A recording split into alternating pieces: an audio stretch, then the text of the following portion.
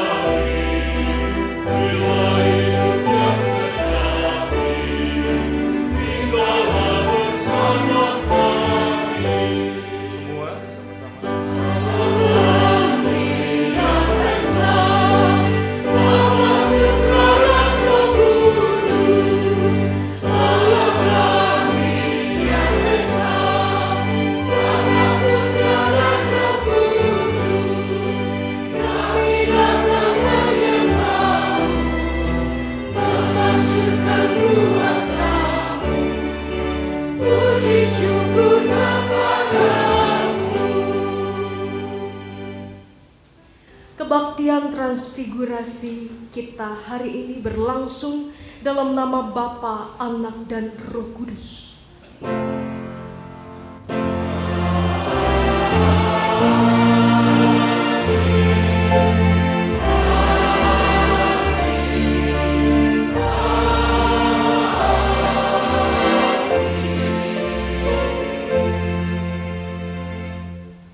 Kasih karunia dan damai sejahtera dari Allah Bapa kita dan dari Tuhan Yesus Kristus menyertai saudara sekalian.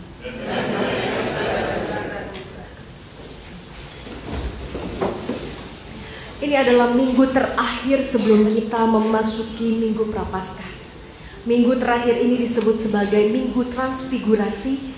Apa artinya? Minggu Transfigurasi adalah minggu ketika Yesus dimuliakan di atas bukit. Kita mengenang bagaimana Yesus dimuliakan, tapi kemudian kemuliaan itu semakin lama semakin menurun. Dia harus melewati jalan sengsaranya.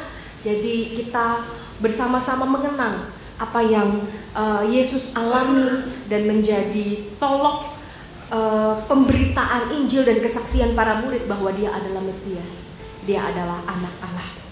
Mari kita kembali mengangkat pujian dari Kidung Jemaat nomor 178 bait pertama dan kedua.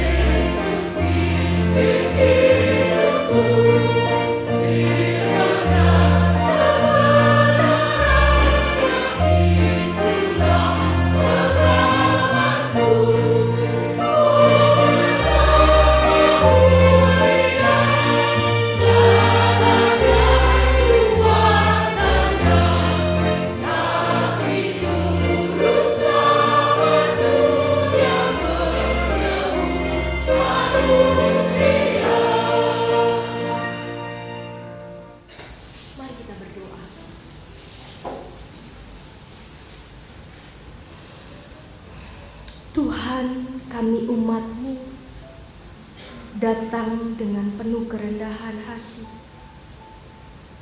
untuk mengakui setiap kesalahan kami. Kami sadar bahwa kasih-Mu lah yang membawa Engkau turun ke dunia. Kasih-Mu lah yang membawa Engkau hidup di dalam susah payah, di dalam penolakan, di dalam kesengsaraan. Kasih-Mu lah yang membuat Engkau bertahan atas kami. Bahkan ketika Engkau sudah mati dan sudah bangkit lebih dari 2000 tahun yang lalu, Kau tetap bersabar pada kami. Kasih-Mu lah yang memberikan kami ganti hidup kami. Kami tidak harus mengalami maut, kami tidak harus mengalami hukuman, tapi Kau menggantinya bagi kami. Kau menjadikan diri-Mu penebus bagi hidup kami. Ampuni kami Tuhan, yang seringkali tidak mampu memaknai kedatangan Tuhan di tengah dunia, karya Tuhan di tengah manusia, dan perbuatan kasih-Mu di atas kayu salib. Ampuni kami, seringkali kami tidak mau mengingat, tidak mau merenungkan, dan tidak mau mengambil nilai-nilai yang ada di dalam hidup-Mu. Dan seringkali kami lebih melihat Engkau sebagai tokoh dalam sejarah yang diceritakan oleh Alkitab, tanpa mengundang-Mu lebih dekat lagi dalam kehidupan kami. Ampuni kami Tuhan, ketika kami tidak membiarkan Engkau mengambil alih sebagai pimpinan dalam hidup kami, tapi kami yang lebih suka untuk memimpin diri kami dan hidup kami kemanapun kami suka, kemanapun kami mau,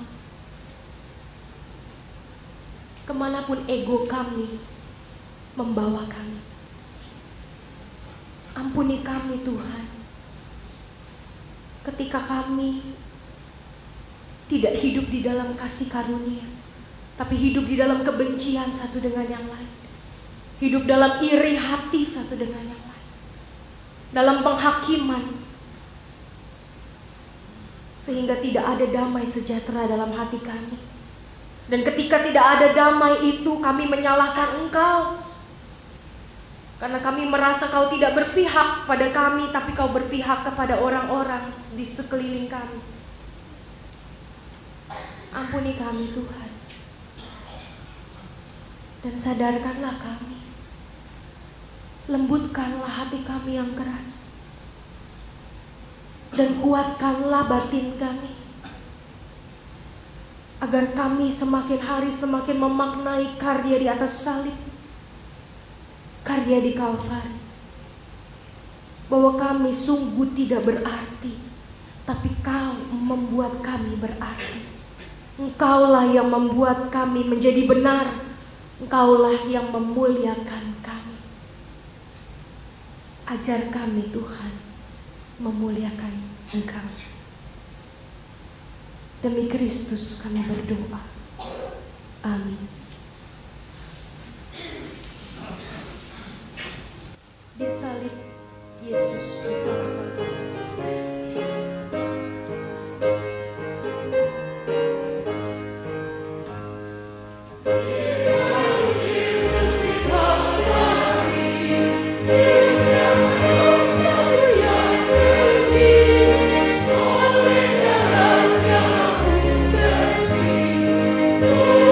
Oh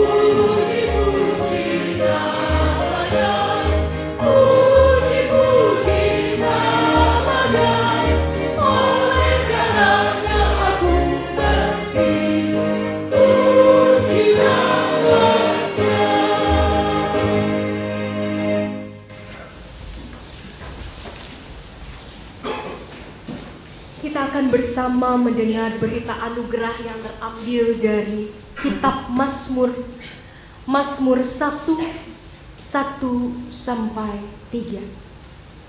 Berbahagialah orang yang tidak berjalan menurut nasihat orang fasik, yang tidak berdiri di jalan orang berdosa, dan yang tidak duduk dalam kumpulan pencemooh. Tetapi yang kesukaannya ialah Taurat Tuhan, dan yang merenungkan Taurat itu siang dan malam. Ia seperti pohon yang ditanam di tepi aliran air, yang menghasilkan buahnya pada musimnya, dan yang tidak layu daun. Apa saja yang diperbuatnya berhasil. Demikianlah berita anugerah dari Tuhan.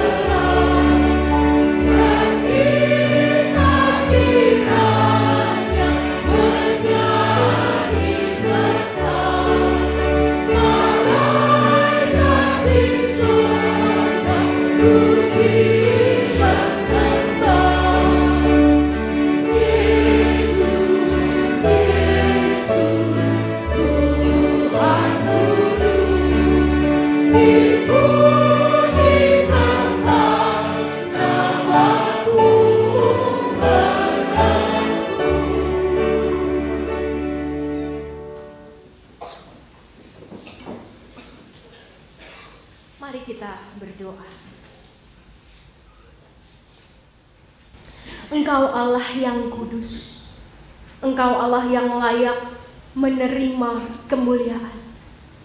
Engkau Allah yang layak dipuji dan disembah. Dan kami bersyukur punya Allah seperti Engkau. Karena Engkaulah penghiburan bagi setiap kami yang penat. Engkaulah pengharapan bagi setiap kami yang mulai sesat. dan oleh sengsara kematian-Mu kami diberikan keampunan dan damai sejahtera. Kiranya setiap hari kami dapat menunjukkan pujian bukan hanya lewat mulut kami, tapi lewat hidup kami. Dan biarlah Tuhan, pujian itu juga kami lakukan berdasarkan firman Tuhan, sehingga setiap laku kami bercermin kepada firman Tuhan. Setiap hidup yang Tuhan percayakan kepada kami dapat menjadi kesaksian bagi sesama kami. Kiranya Tuhan menolong kami di tengah keterbatasan dan kelemahan kami. Biarlah Roh Kudus-Mu juga yang menuntun kami. Kuatkanlah kami, berilah kepada kami hikmat dan bijak-Mu. Beri kami sukacita dan damai untuk melakukan firman-Mu. Dalam nama Tuhan Yesus Kristus, penebus kami, juru selamat kami berdoa. Amin.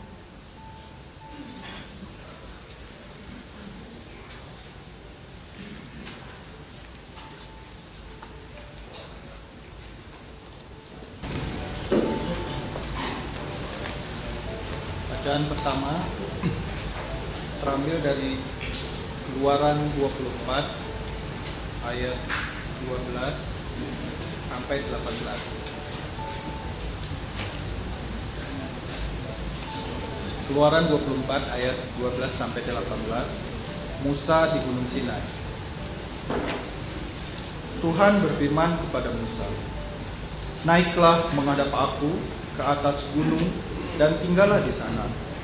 Maka aku akan memberikan kepadamu loh batu, yakni hukum dan perintah, yang telah kutuliskan untuk diajarkan kepada mereka."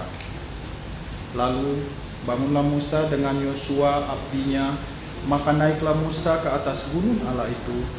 Tetapi kepada para tua-tua itu ia berkata, "Tinggallah di sini menunggu kami sampai kami kembali lagi kepadamu.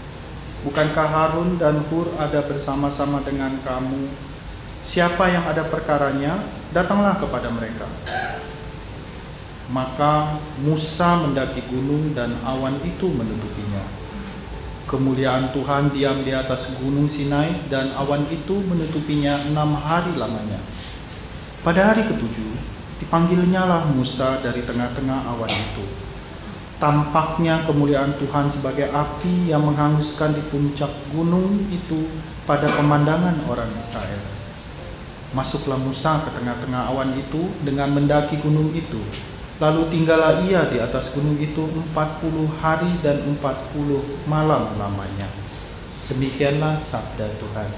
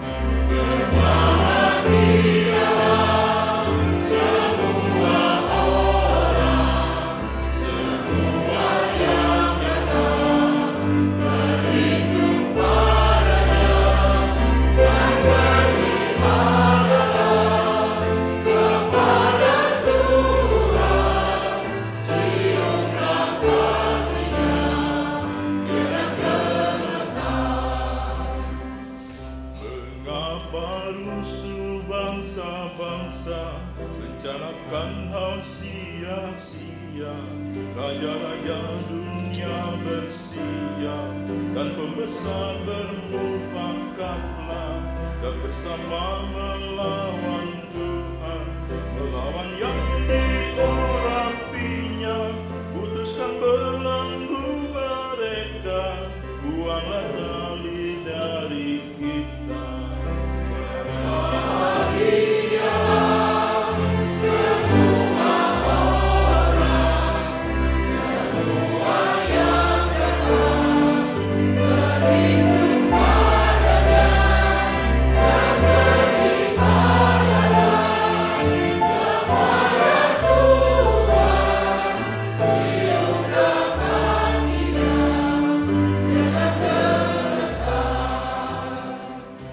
Bersemayam dalam sorga, tertawa mengolok mereka.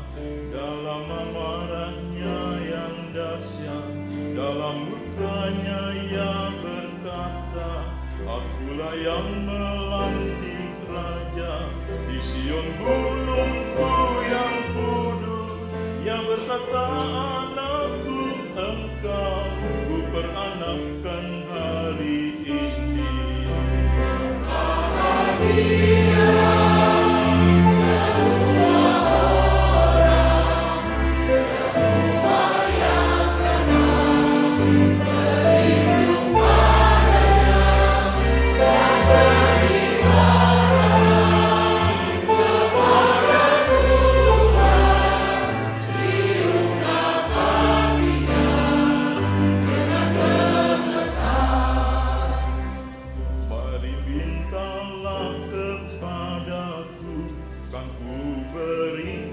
Bangsa-bangsa menjadi milik pusakamu, dan ujung bumi pun milikmu. Dengan memakai gada besi, mereka akan kau remukkan bagai tembikar tukang kayu. Mereka akan dipecahkan.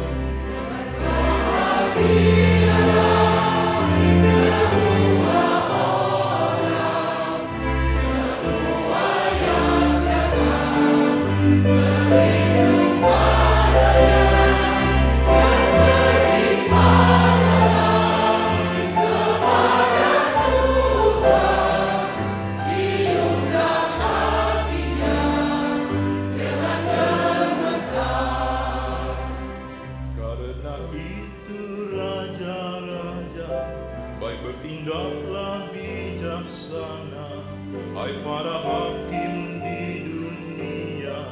Terimalah pengajarannya, beribadahlah pada Tuhan. Dengan gentar cium kakinya, agar mukanya tak menyala dan membinasakan hidupku. Berbahagia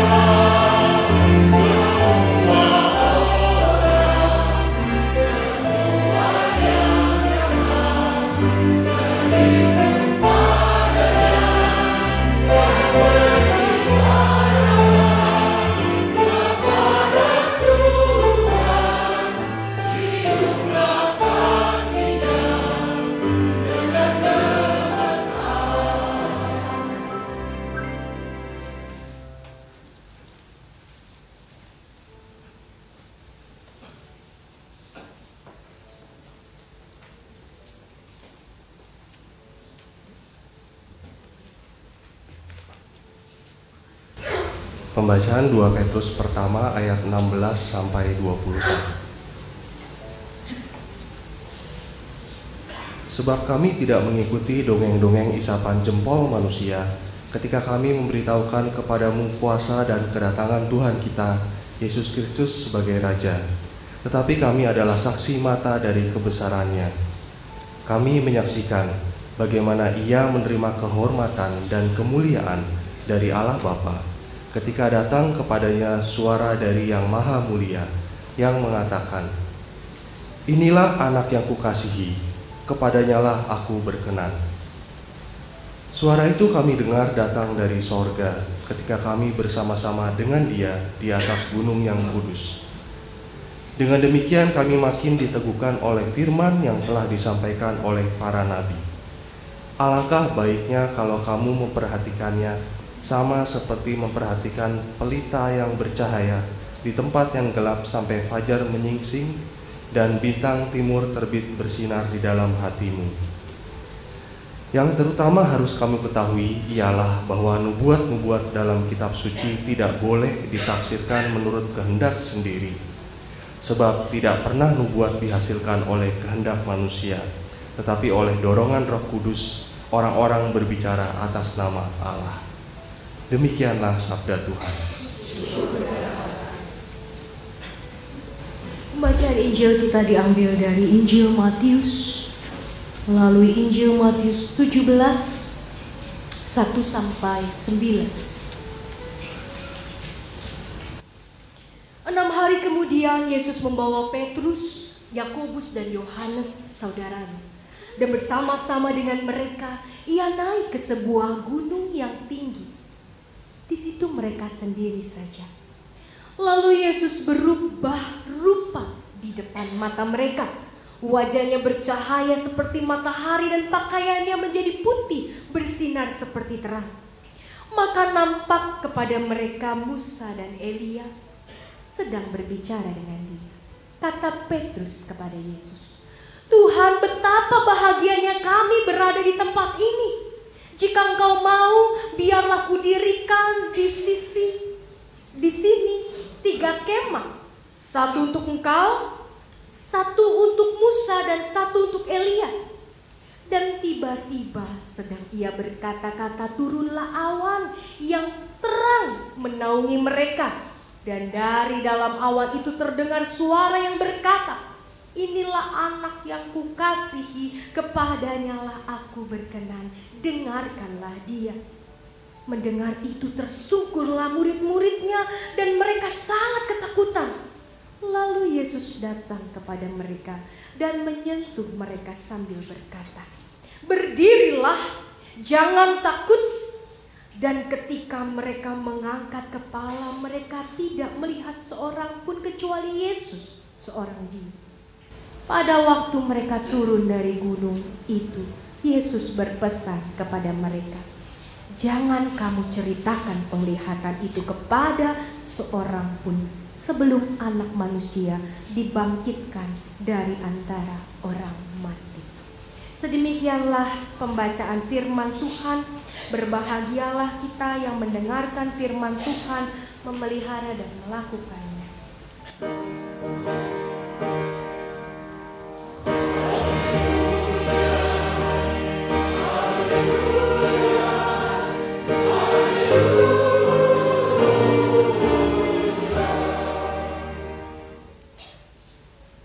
Tema kita di Minggu Transfigurasi ini adalah hidup mulia dalam kemuliaan Tuhan. Bapak Ibu sekalian, saya mau tanya, siapa yang di antara kita mau dimuliakan? Mau semua ya, gitu ya. Mau dimuliakan. Nah Bapak Ibu sekalian, ada nggak yang nggak mau dimuliakan? Nggak ada ya.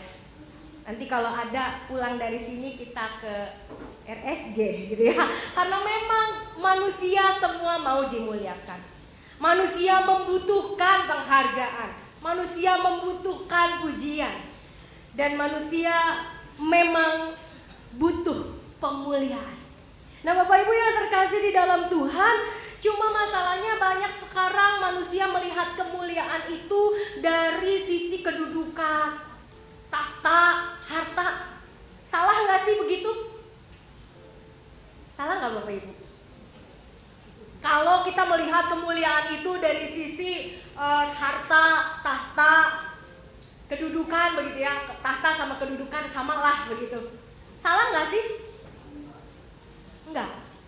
Nggak salah Bapak Ibu ternyata. Kenapa? Karena memang di dalam kamus bahasa Indonesia arti kemuliaan adalah kedudukan tinggi dalam hal kedudukan, dalam hal pangkat, dalam hal martabat. Jadi ketika kita berbicara atau berpikir tentang kemuliaan, kita berpikir tentang pangkat, tentang martabat, tentang harta, itu nggak salah. Tapi kita berhenti sampai di situ saja. Padahal Kamus Besar Bahasa Indonesia masih kasih lanjutan, gitu ya. Kamus Besar Bahasa Indonesia masih kasih arti yang lain, Bapak Ibu sekalian. Apa arti yang lain? Arti yang lain adalah mulia, luhur, budinya. Bukan Pak Budi yang tadi baca Alkitab gitu ya, tapi luhur budinya. Bukan berarti Pak Budi di atas tempat yang luhur, di atas tempat yang tinggi, tapi luhur budinya. Budaya, arti kata budaya itu berasal dari kata budi, berbudi, akal pikirannya luhur, pengetahuannya luhur, sifat-sifatnya luhur. Tapi banyak orang nggak mikirin arti yang itu. Lebih banyak orang lebih suka melihat arti yang lain, yaitu arti dalam hal tadi tahta, harta, kedudukan, martabat. Kenapa persoalan?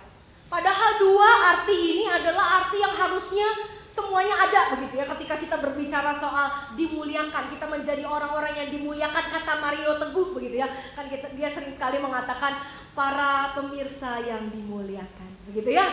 Nah Bapak Ibu sekalian, kalau kita berbicara soal dimuliakan harusnya ada dua-duanya. Baik itu secara harta, martabat begitu ya, secara kedudukan, dalam arti bukan soal harta tapi kedudukan, soal martabat. Bagaimana manusia punya martabat yang tinggi, punya martabat yang baik begitu ya, yang kemudian bisa dibanggakan, membuat manusia itu dihormati begitu ya, Bapak Ibu sekalian. Dan juga budi, luhur budinya. Karena apa? Karena orang melihat bahwa orang yang punya martabat tinggi, orang yang punya kuasa tinggi, orang yang punya harta tinggi, itu biasanya adalah orang-orang yang punya dampak besar. Sedangkan kalau luhur budinya saja belum tentu dampaknya besar, belum tentu pengaruhnya besar. Sehingga banyak orang kemudian lebih suka melihat pakai yang satu itu, pakai arti yang tinggi martabatnya, tinggi hartanya, tinggi kedudukannya, tahtanya, bukan luhur budinya, bukan tinggi budinya. Karena dampak, karena pengaruh. Orang yang punya uang biasanya punya pengaruh besar. Orang yang punya uang biasanya orang yang lebih banyak mengatur, dan semua orang biasanya tunduk. Ya udahlah, iya aja lah, nanti kalau nggak dibantu. Perusahaan misalnya ya, kita punya klien kita, oh ini kita harus dapat ini klien yang ini. Kenapa? Karena hoki kita bakal gede kalau dapat klien ini gitu ya. Jadi apapun yang dia minta, ya kita ikutin aja biar hoki kita gede. Bapak Ibu sekalian, Tuhan tidak ingin kita menjadi orang-orang yang mulia seperti itu. Tuhan tidak ingin kita menjadi orang-orang mulia yang hanya ditinggikan karena tahta kita, karena kedudukan kita, karena harta kita. Tapi Tuhan ingin kita menjadi orang-orang yang sungguh dimuliakan, sungguh mulia karena luhur budi kita, luhur akal budi kita. Nah Bapak Ibu sekalian, pertanyaannya adalah bagaimana caranya?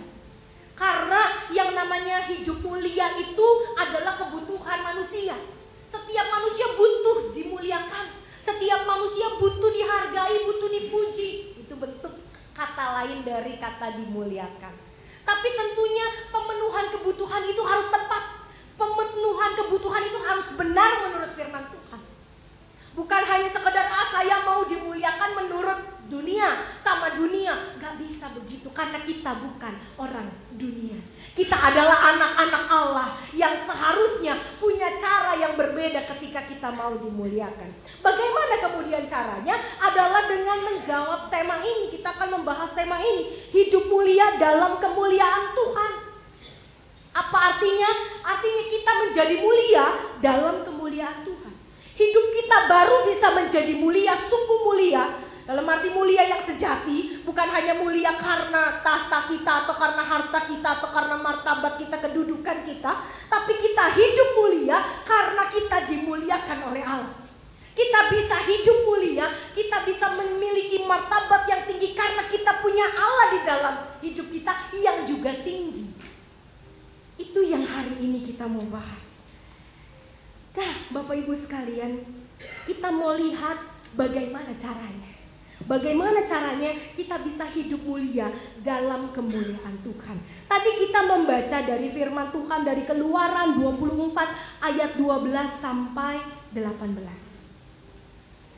Kita mau buka kembali firman Tuhan dari Keluaran 24 ayat 12 sampai 18. Di sini diberikan judul LLAI Musa di Gunung Sinai. Bapak Ibu sekalian, apa yang dilakukan Musa untuk dibawa Tuhan dalam kemuliaannya? Ada beberapa fakta yang kita mau pelajari dari firman Tuhan. Kita mau perhatikan ayat 12. Tuhan berfirman kepada Musa, naiklah menghadap aku ke atas gunung dan tinggallah di sana, maka aku akan memberikan kepadamu loh batu, yakni hukum dan perintah yang telah kutuliskan untuk diajarkan kepada mereka. Perhatikan kata naiklah menghadap aku. Ketika Musa menjadi orang yang mau dimuliakan oleh Tuhan, menjadi orang yang disegani kemudian oleh bangsa Israel, dia harus naik ke gunung Tuhan. Apa maksudnya? Naiklah menghadap aku di sini. Artinya pertama soal kemuliaan. Kemuliaan itu tidak datang dengan usaha kita sendiri. Kemuliaan itu datang dari panggilan Allah. Musa menjadi orang yang mulia kemudian di hadapan bangsa Israel karena Allah yang membuatnya mulia. Bukan karena dia adalah pemimpin yang luar biasa, karena dia adalah pemimpin yang tanpa takut, dia adalah pemimpin yang pantang menyerah. Enggak, Bapak Ibu sekalian. Musa itu pengecut kalau kita baca. Musa itu pemarah. Musa itu labil emosinya. Jadi kalau kayak ABG sekarang dibilang pada labil galau gitu ya, Musa itu adalah tokoh yang paling galau dalam perjanjian lama. Lebih stabil Yosua kalau kita melihat. Bukan karena Yosua nama suami saya begitu ya. Tapi Bapak Ibu sekalian, Yosua lebih stabil kalau kita melihat cerita. Bagaimana Musa jatuh dalam kemarahannya, dalam emosinya karena dia merasa bahwa dia tidak diinginkan, dia dikhianati oleh bangsa Israel, dia dibenci, dia diremehkan oleh bangsa Israel, dia menjadi galau. Nah Bapak Ibu sekalian, ketika Musa dimuliakan, itu bukan karena Musa spesial dan memang layak dimuliakan, tapi karena Tuhan memanggil dia. Tuhan yang membawa Musa kepada kemuliaan. Artinya, ketika kita mau menjadi orang-orang yang dimuliakan, ketika kita mau menjadi orang-orang yang mulia, dengarkan panggilan Tuhan. Karena hanya Tuhan yang sanggup membuat orang kemudian menjadi orang yang dimuliakan. Susah payah tidak akan menambah kemuliaan kita kalau Tuhan tidak hadir di antara kita. Bahwa Allah yang mau manusia hidup dalam kemuliaan. Bahwa inisiatif kemuliaan berasal dari Allah, bukan berasal dari manusia. Bahwa kemuliaan bukan juga adalah hal yang dapat didapati dengan mudah. Bapak Ibu sekalian, kalau kita melihat di sini Musa naik ke atas Gunung Sinai. Ada bayangan gak Bapak Ibu Gunung Sinai itu seperti apa? Ada yang pernah ke Israel? Mungkin kalau Bapak Ibu sekalian pernah ke Israel, saya belum pernah. Tapi saya mendapat cerita yang cukup lengkap dari ayah saya. Karena dia hampir 1 tahun jadi batalion di sana, begitu ya, Garuda 8. Ketika dia berbicara soal Gunung Sinai, saya bilang, gila gersang banget. Saya nggak mau suruh ke sana juga, gitu ya. Saya sukanya pohon, di sana nggak ada pohon, adanya batu, adanya jurang. Mau naik ke sana juga setengah mati, Bapak Ibu sekalian. Kalau sekarang itu enak, karena Yerusalem menjadi tempat peziarahan begitu ya. Gunung Sinai juga didatangi oleh orang Kristen dari seluruh dunia, sehingga dibikinlah namanya jalan yang lebih enakan dikit. Tapi dulu belum ada orang yang membuat jalan yang bikin orang tuh naik ke atas Gunung Sinai itu dengan menggunakan onta. Oleh karena itu firman Tuhan mengatakan di sini, Musa itu mendaki gunung. Dan suhu, Bapak Ibu sekalian jangan bayangkan kita naik naik gunung Merapi saja sudah dingin sebetulnya ya. Tapi ketika kita berbicara soal suhu ekstrim yang ada di Timur Tengah, khususnya di Gunung Sinai, kalau malam itu bisa di bawah 10 derajat Celcius sampai minus. Kalau siang itu panas sekali, sekitar 40 derajat. Sehingga dulu banyak tentara-tentara Indonesia yang tergabung di dalam Garuda 8 bersama dengan papa saya ke sana itu mengalami mimisan. Karena mereka nggak tahan pagi sama siang itu, pagi sama malam, siang sama malam itu suhunya bedanya luar biasa banyak. Mereka mimisan, mereka bisa seduh kopi dari keran. Kan bingung ya Bapak Ibu sekalian, saking panasnya kalau siang begitu. Nah Bapak Ibu sekalian, kalau sekarang mungkin ada penginapan yang ada AC-nya, ada penginapan, ada pemanasnya. Tapi dulu Musa itu tidak ada penginapan di atas gunung. Dia harus tinggal selama berapa hari Bapak Ibu sekalian? Kalau kita melihat dari kesaksian Keluaran, 40 hari 40 malam lamanya. Tidur pakai apa dia? Saya mencoba membayangkan menjadi Musa. Dia tidur pakai apa? Apakah kemudian dia bawa seperti orang mau camping begitu? Dia pergi sendiri. Dia nggak pergi pakai onta, dia manjat itu Bapak Ibu sekalian. Dan bagaimana makanannya? Beda dengan gunung Salak, misalnya naik gunung Salak. Masih banyak tumbuh-tumbuhan yang bisa dimakan. Masih banyak jamur-jamuran yang bisa dinikmati. Masih ada ikan, misalnya gitu. Gunung Sinai nggak ada apa-apa, yang ada cuma ular. Dan ular itu juga mungkin bukannya kita tangkap untuk kita makan, malahan gigit kita sampai kita mati. Sehingga proses menuju kemuliaan bukan proses yang mudah, bahkan proses yang sangat berat. Mengandung kesulitan, mengandung ketidakinstanan. Kalau kita sekarang hidup di zaman instan, segala sesuatu cepat. Mie ada instan, bubur ada instan, semuanya instan begitu ya. Mau nulis surat, mau bikin makalah, tinggal ketik begitu, tinggal print. Waduh, gampang sekali Bapak Ibu sekalian. Tapi menuju kemuliaan tidak instan, bahkan penuh dengan risiko. Gunung Sinai tingginya sekitar 2.285 meter. Kurang lebih hampir sama dengan Gunung Sinabung yang baru saja meletus. Cuma beda sekitar 150 meter. Tapi itu adalah gunung yang cukup tinggi.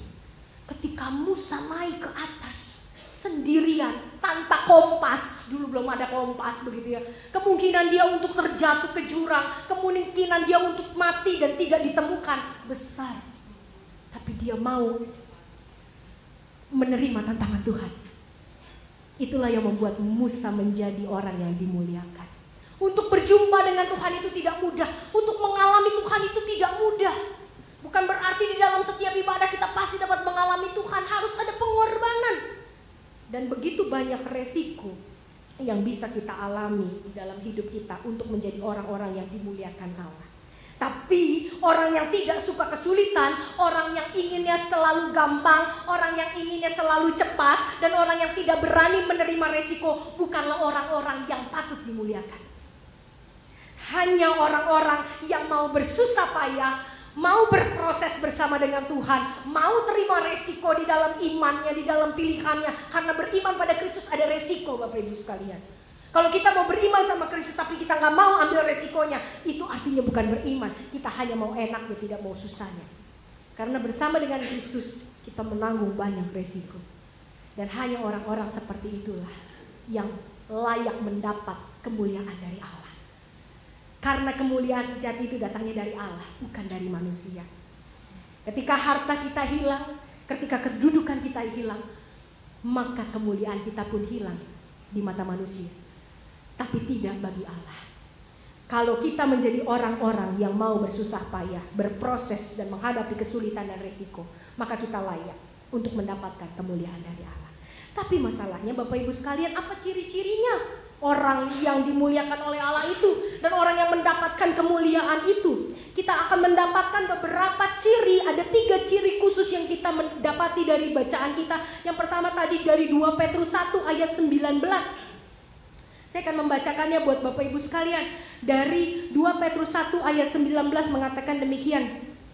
Dengan demikian kita makin diteguhkan oleh firman yang telah disampaikan oleh para nabi. Alangkah baiknya kalau kamu memperhatikannya sama seperti memperhatikan pelita yang bercahaya di tempat yang gelap sampai fajar menyingsing dan bintang timur terbit bersinar di dalam hatimu. Orang yang dimuliakan oleh Tuhan atau orang yang mendapatkan kemuliaan Allah adalah orang yang seperti pelita. Dia akan terus menyala. Apa arti pelita di sini? Pelita di sini memang bisa diartikan di dalam secara harafiah lampu, Bapak Ibu sekalian. Lampu yang bercahaya ketika malam. Apa sifatnya menjadi lampu yang bercahaya di tengah malam? Adalah ia memberikan ketenangan. Bapak Ibu sekalian, kalau kita mati lampu begitu kan, wah langsung gelisah kita kan. Waduh, mati lampu nih, udah gak kelihatan semuanya, diraba-raba begitu ya, nubruk sana, nubruk sini. Tapi kalau ada lampu, ada celah sedikit pun, ada celah untuk cahaya masuk, oh tenang, masih ada kok terangnya sedikit.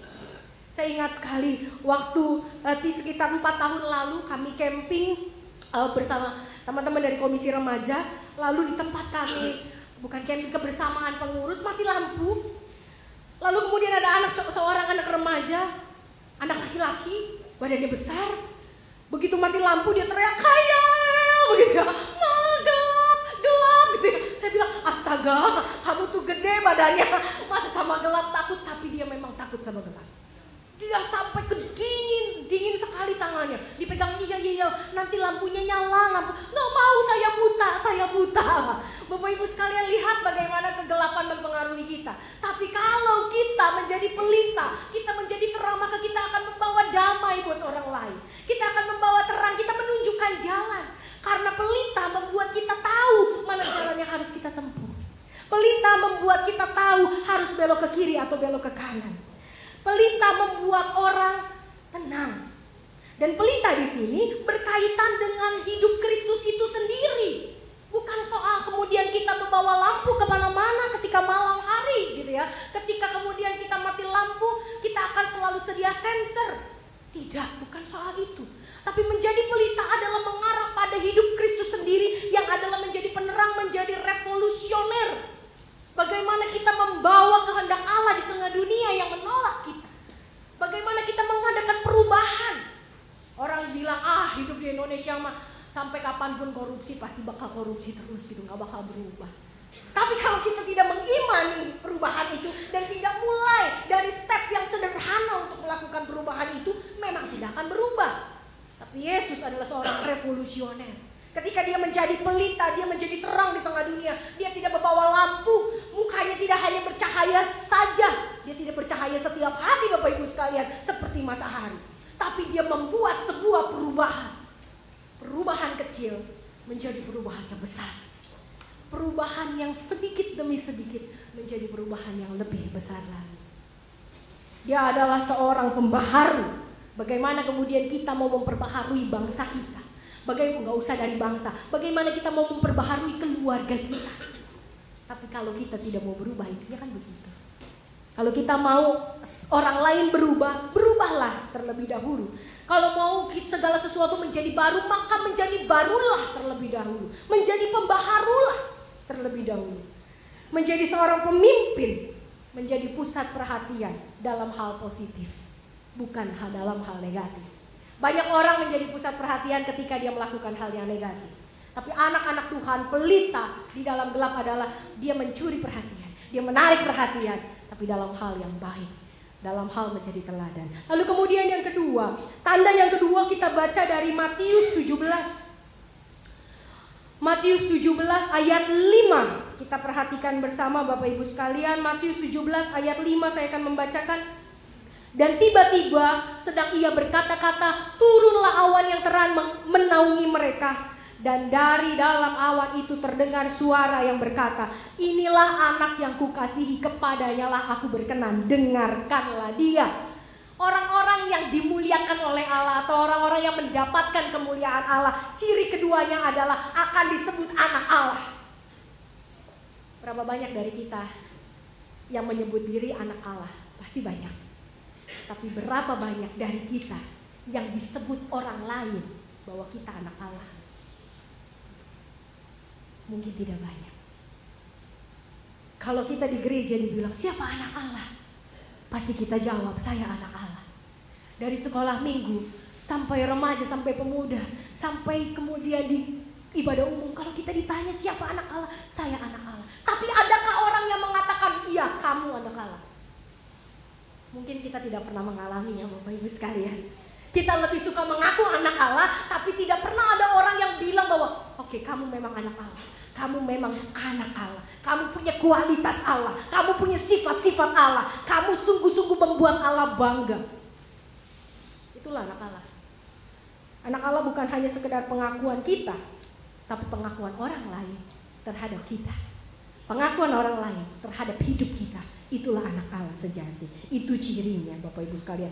Menjadi keturunan Allah, menjadi pewaris Allah, mendapatkan pengakuan sebagai anak Allah, sebagai umat Allah. Paling tidak ya, kamu memang umat Allah. Kamu memang umat Allah yang setia. Kamu memang umat Allah yang taat. Dan saya mau belajar dari kamu.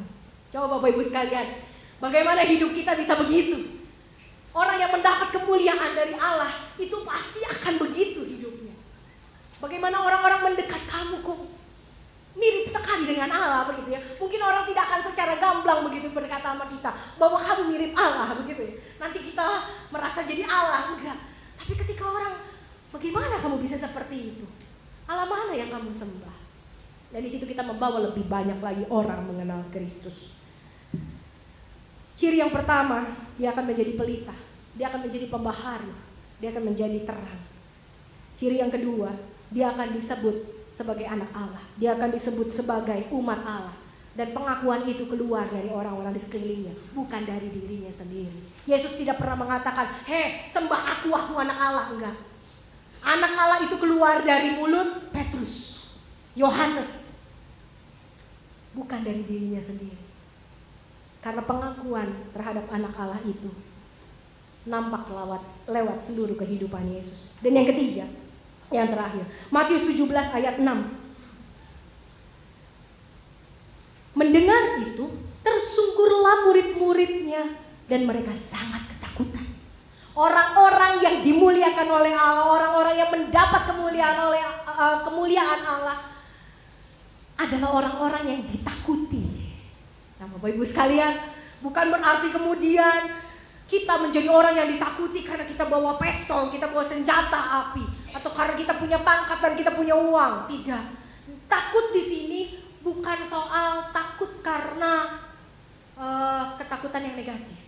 Tapi kata takut di sini memang menggunakan kata fobia, fobo, yang artinya bukan hanya sekedar takut tapi segan.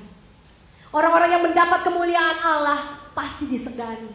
Orang-orang yang mendapat kemuliaan dari Allah pasti dihormati.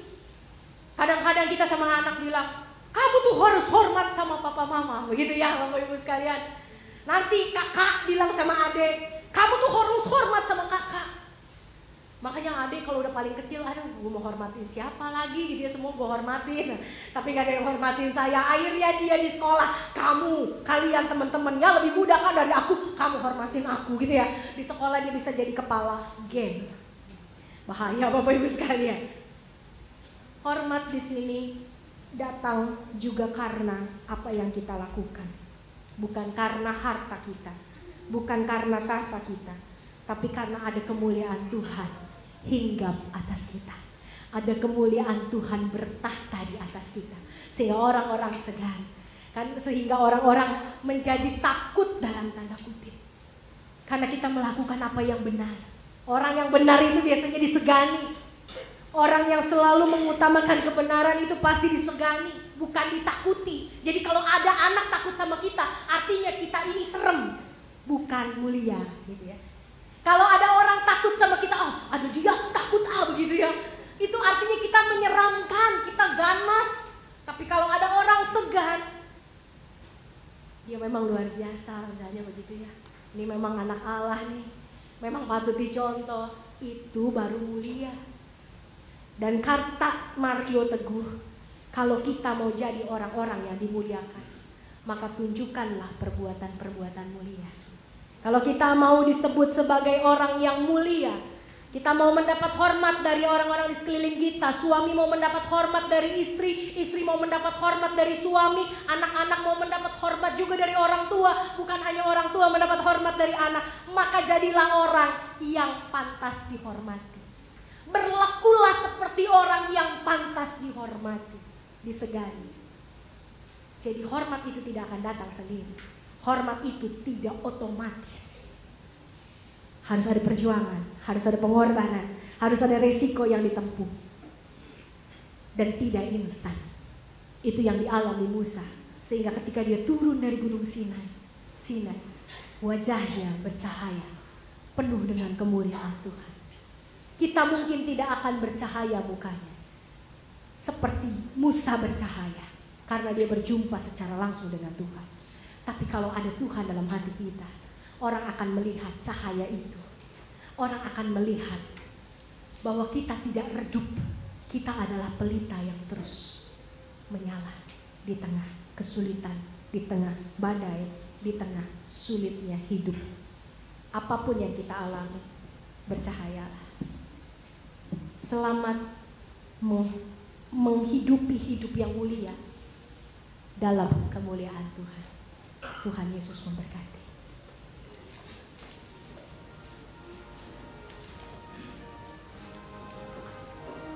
Saat teduh bagi kita.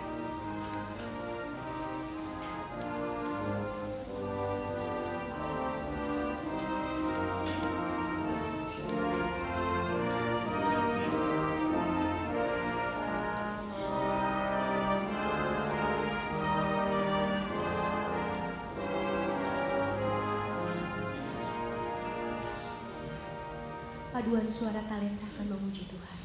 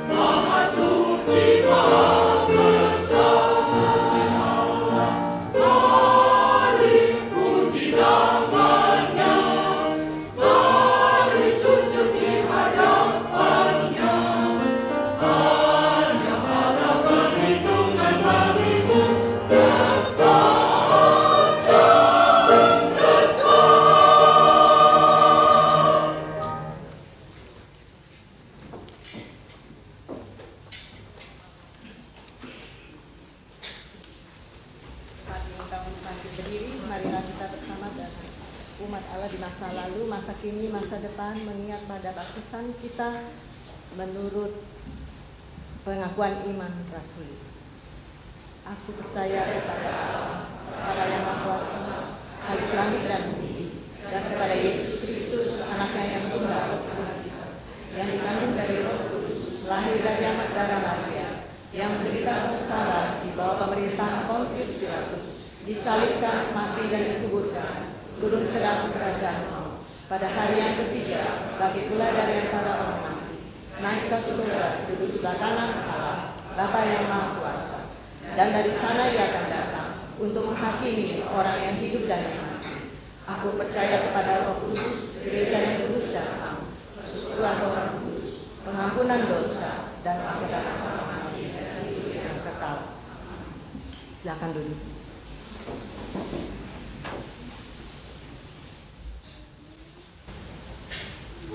Mari kita berdoa.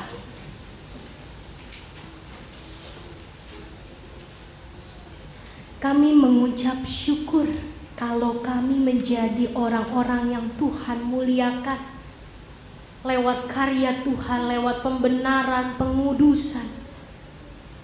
Kami sungguh-sungguh jadi orang-orang yang berharga. Kami orang-orang yang layak disebut sebagai anak Allah. Kami menjadi orang-orang yang layak disebut sebagai terang. Dan kami menjadi orang-orang yang layak mendapatkan hormat.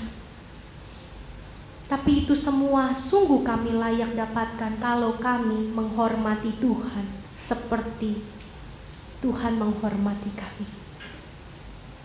Itu semua layak kami terima kalau kami taat sama Tuhan. Kalau kami mengutamakan jalan-jalan Tuhan, kalau kami dapat menunjukkan siapa kami di hadapan Tuhan, bukan hanya di hadapan manusia. Kami bersih dalam hati kami, dalam pikiran kami, bukan hanya apa yang nampak dalam perilaku kami. Karena banyak dari kami menggunakan begitu banyak topeng kehidupan. Kami nampak baik di hadapan orang lain, tapi hati kami sungguh tidak baik.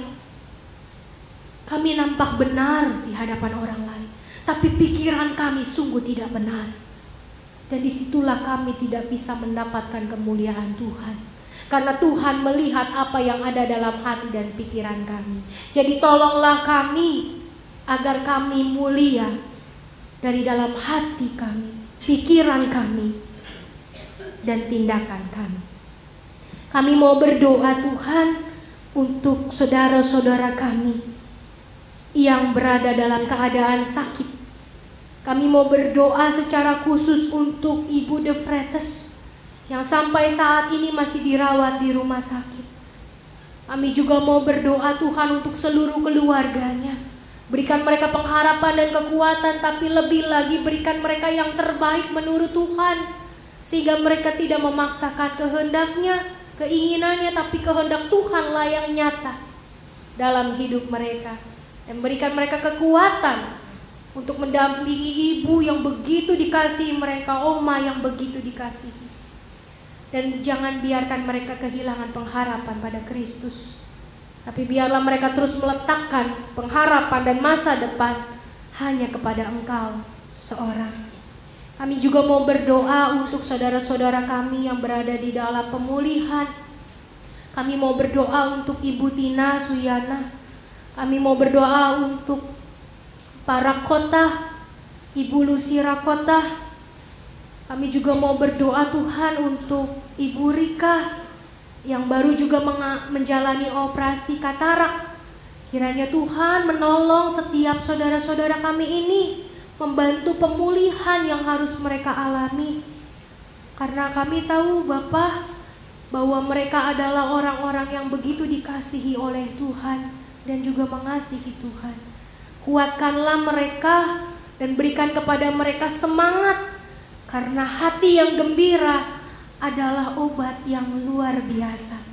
Dan biarlah mereka juga mengalami pemulihan lewat tangan-tangan dokter, obat-obatan, makanan, apapun yang masuk ke dalam tubuh mereka menjadi sumber kesembuhan, sehingga mereka dapat terus melayani Tuhan dan menikmati kehidupan yang Tuhan percayakan. Kami juga mau berdoa Tuhan buat keluarga Bapak Mansyur yang baru ditinggal oleh adik terkasih. Ibu Meiling pada usia 41 tahun. Berikan mereka kekuatan Tuhan, keluarga yang ditinggalkan, khususnya anak-anak, untuk Anissa dan Susi. Kuatkan mereka dan biarlah Engkau yang terus membawa mereka di dalam jalan Tuhan, sehingga mereka juga terus dapat mengalami kasih setia Tuhan. Walaupun di tengah kemudaan mereka sudah kehilangan baik ayah maupun ibu, tapi Tuhan tetap memakai Pak Mansyur dan seluruh keluarga untuk menjadi penyaluran kasih Tuhan terhadap anak-anak ini. Tuhan, kami bersyukur untuk setiap hal-hal yang ada di dalam kehidupan kami yang membuat kami semakin hari semakin beriman, semakin hari semakin melihat juga karya Tuhan di dalam kesesakan sekalipun.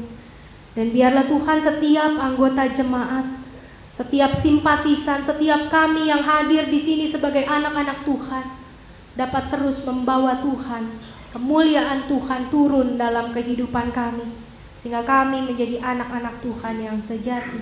Kami mau berdoa juga buat panitia PH2BG yang sedang mempersiapkan kegiatan dan rangkaian acara Paskah 2014. Tidak terasa 1 tahun cepat sekali berlalu, sehingga kami pada hari ini sudah memasuki minggu transfigurasi sebelum minggu Prapaskah minggu depan. Kami mengucap syukur atas kesempatan Tuhan bagi kami untuk terus mengenang karya Tuhan di atas kayu salib. Tapi biarlah kami menggunakan waktu ini untuk betul-betul mengenang perbuatan-perbuatan Tuhan yang ajaib, bukan hanya merayakan hari raya gerejawi. Kami juga mau berdoa Tuhan untuk LAI yang pada bulan Februari 2014 juga memasuki pelayanan yang ke-60 tahun, membawa kabar baik sampai ke pelosok negeri. Bagi orang-orang yang belum mengenal bahasa Indonesia sekalipun, mereka mencoba untuk menerjemahkan firman Tuhan, sabda Tuhan, kabar baik ini di dalam bahasa-bahasa daerah. Dan perjuangan mereka juga menjadi perjuangan yang tidak mudah, begitu banyak kendala. Tapi Tuhan, kiranya Engkau senantiasa yang memberkati, Engkau yang terus memberi hikmat, sehingga mereka terus dapat berkarya secara positif dalam hal yang sudah Tuhan percayakan kepada mereka, yaitu membawa kabar baik, menyebarkan firman Tuhan. Kami juga mau berdoa Tuhan, kiranya Tuhan mau memberikan ketabahan, kekuatan, kesabaran bagi saudara-saudara kami di beberapa daerah di tanah air yang mengalami bencana alam. Buat saudara-saudara kami di Tanah Karo, saudara-saudara kami di Manado, di Galunggung Tuhan, kiranya Tuhan yang mau menolong mereka, menguatkan mereka, memberi mereka kesabaran, kesehatan. Dan biarlah Tuhan mereka semakin diingatkan untuk memelihara alam ciptaan Tuhan. Dan ingatkan juga bahwa Tuhan terus berkarya di dalam musibah sekalipun. Kami juga mau berdoa Tuhan untuk menghadapi pemilu 2014. Kiranya bangsa Indonesia ini sungguh diberi hikmat untuk memilih pemimpin yang tepat menurut Tuhan. Bukan pemimpin yang tepat menurut partai, tapi sungguh merupakan pilihan Tuhan. Karena kuasa bukan datang dari kami sebagai manusia, kuasa itu datang dari Tuhan. Tuhan yang mempercayakan berbagai macam kuasa yang kami miliki sebagai manusia. Jadi biarlah Tuhan, kami juga meminta Tuhan, karena Engkaulah yang punya kuasa untuk memilih anak-anak Tuhan melalui kami. Pakailah kami, berbicaralah kepada kami, dan biarlah kami juga menggunakan hak kami untuk menjadi pemilih-pemilih, bukan menjadi golput, sebagai kewajiban kami sebagai bangsa Indonesia, warga negara yang mencintai, mengasihi bangsa ini. Terima kasih Tuhan Yesus, kiranya Engkau menolong setiap proses hidup yang harus kami jalani, yang Tuhan percayakan kepada kami untuk kami lewati, karena proses itu baik dan proses itu menjadikan kami orang-orang yang semakin mulia di hadapan Tuhan. Terima kasih Bapa untuk setiap kasih karunia dan kebaikan yang kami rasakan dan akan terus kami rasakan, karena kasih Tuhan selalu baru bagi kami. Dan oleh karena itu kami mau meletakkan setiap doa permohonan masa depan kami, rencana-rencana dan rancangan-rancangan kami hanya ke dalam tangan Tuhan. Engkaulah yang memegang kehidupan kami, Engkaulah yang memegang masa depan kami. Engkaulah yang tahu kapan kami jatuh, kapan kami gagal, kapan kami gagal menjadi orang-orang yang dimuliakan oleh Tuhan. Jadi biarlah kami terus menggantungkan diri pada Tuhan, karena Engkau yang maha tahu, Engkau juga yang maha kuat. Engkaulah yang akan menarik kami dari kegagalan-kegagalan kami. Engkau juga Allah yang terus menopang kami sehingga kami tidak jatuh sampai tergeletak. Demi Kristus, Allah yang selalu ada, berkarya dari dulu, sekarang, sampai selama-lamanya kami berdoa. Amin.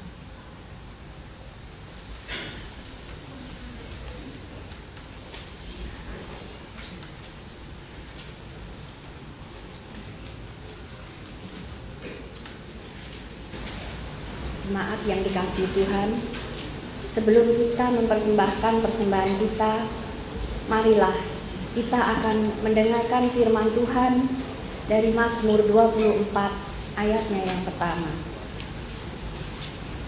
Yang demikian bunyinya, Tuhanlah yang empunya bumi serta segala isinya, dan dunia serta yang diam di dalamnya. Kidung Jemaat 450 akan mengiringi persembahan kita.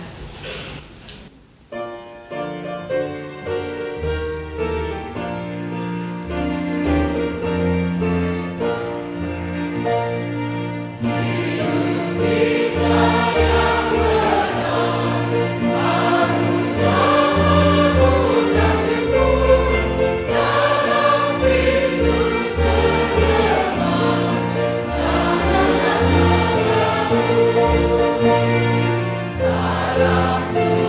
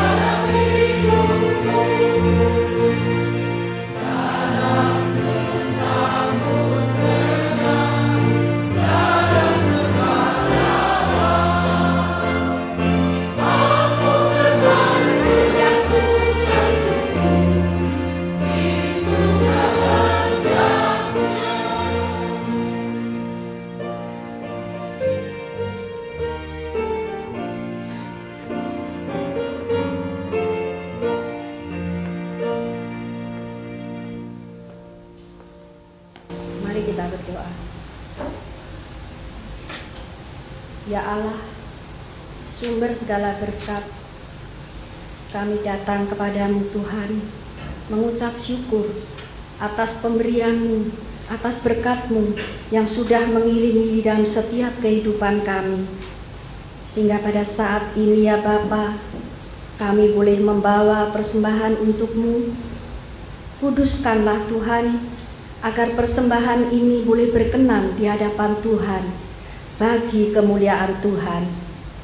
Ajar kami ya Tuhan, untuk selalu bersuka cita dan untuk selalu bersyukur dengan apa yang ada pada kami, untuk memberi yang terbaik hanya untuk Tuhan dan sesama kami. Tuhan, inilah doa syukur kami, hanya di dalam nama Tuhan, sumber segala berkat, kami berdoa dan bersyukur. Amin.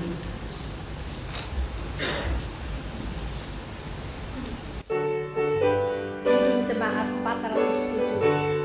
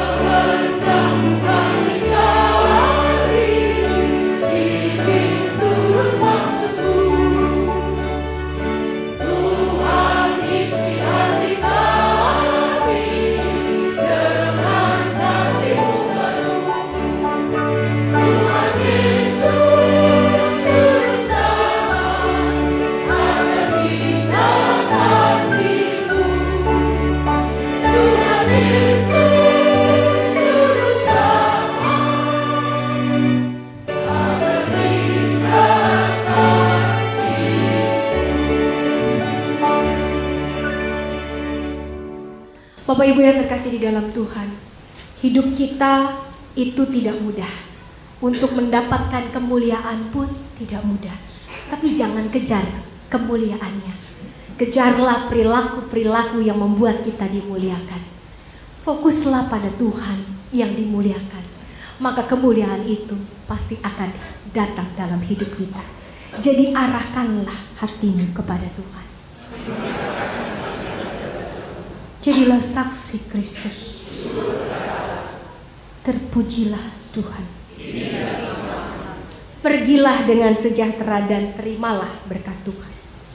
Tuhan memberkati engkau dan melindungi engkau. Tuhan menyinari engkau dengan wajahnya dan memberi engkau kasih karunia. Tuhan menghadapkan wajahnya kepadamu dan memberi engkau damai sejahtera. Amin.